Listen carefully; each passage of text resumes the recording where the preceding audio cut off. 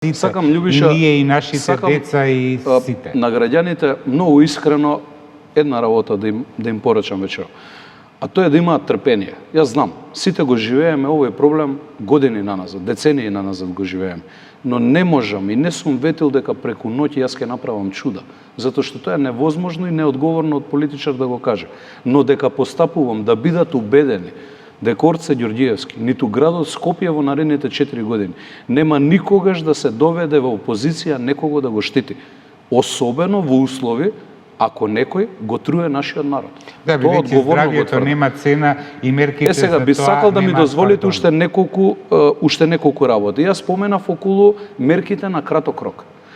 Мерки на долг рок, ние треба сите заеднички да учествуваме во процес и да допринесеме за на крајот амбиенталниот воздух да е подобар.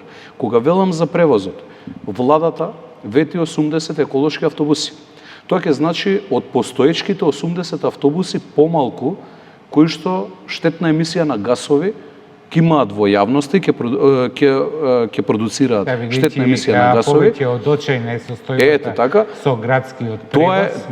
Но тоа ќе значи и тоа како влијае по студиите што се имаат направено сериозно влијае. Но затоа ви го кажувам целиот концепт.